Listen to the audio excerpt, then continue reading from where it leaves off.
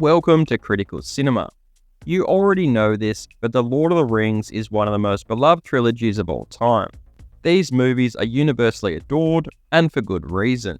However, even in a trilogy as remarkable as this, there are moments that don't quite measure up to the high standard.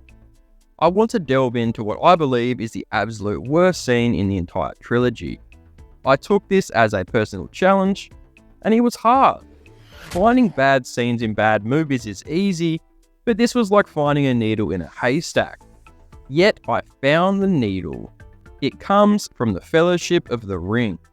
The scene I am referring to is the attack by the Watcher in the Water outside the doors of Durin.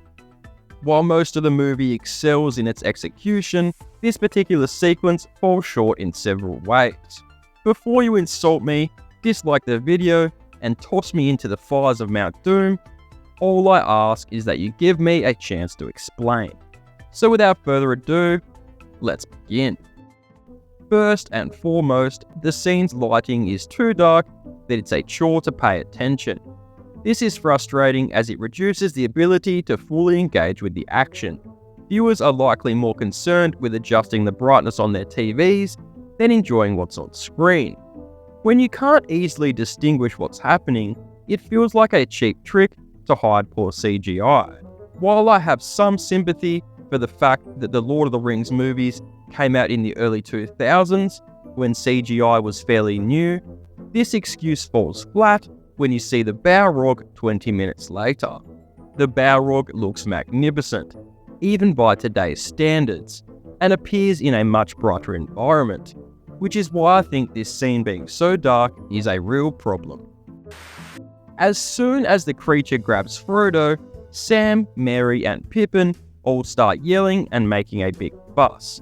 You'd assume this noise would alert the rest of the Fellowship, but for some reason, Aragorn doesn't react to the situation until Sam yells Strider to get his attention. How did he not hear the hobbits yelling and panicking right behind him? He's meant to be protecting Frodo. The real character wouldn't be daydreaming like this, so it's a really dumb moment that obviously wasn't thought through. In such a short scene, barely a minute long, and for some reason, it feels extremely rushed. The thing that makes Lord of the Rings so great is that the movies aren't afraid to let the tension rise in the action scenes. They know it isn't a race and allow the suspense to enhance the scene. A perfect example of effective pacing is when the party is being chased by the Balrog and approaches the collapsed bridge. Every moment adds more tension, raising the stakes piece by piece, drawing out the scene in a masterful way. The Watcher in the Water attack feels like it's over before it even begins, leaving little room for the audience to become invested in the moment. Formidable members of the Fellowship, Gimli and Gandalf, seem strangely passive during this attack. Instead of joining the fight, they stand back and let Aragorn, Boromir, and Legolas handle the creature. This inaction feels inconsistent with their established characters. There's no way Gimli would stand back during any opportunity for a beatdown. Given their skills and experience, it's disappointing to see them not take a more active role. It's also just not how these characters would behave, and that's the real problem. Now let's talk about the creature itself, the Watcher in the Water. It doesn't exhibit any instinct for self-preservation. Its relentless attack comes across lacking logical behaviour, even for a monster. This undermines the believability of the creature and its threat, making the encounter feel fake. The monster obviously has many tentacles, but that doesn't mean it wouldn't retreat, or at least change its approach when they got chopped off. This really makes the creature come across more like a video game boss than something with realistic reactions. Would you continue to put your finger around tiny men if they kept getting chopped off? I don't think so.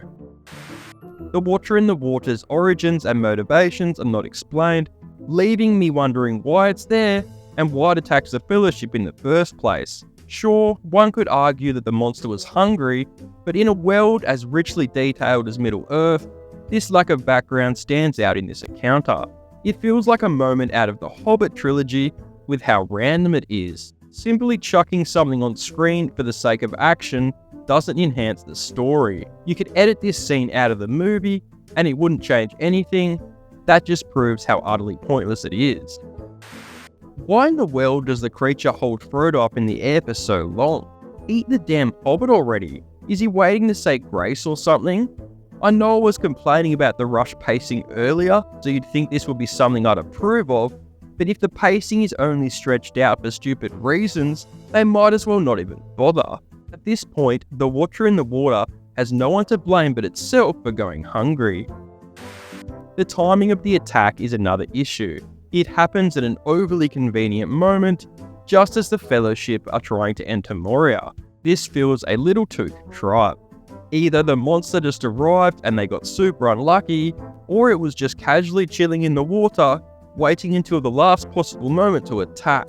Both scenarios don't make much sense in my opinion.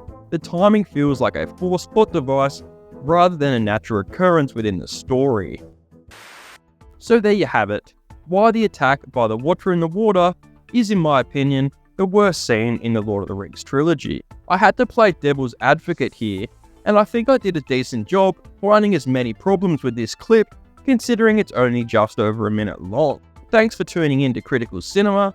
I really appreciate you watching. If you enjoyed, make sure to like and subscribe, and comment any other movie below if you'd like to see me tackle it in the future.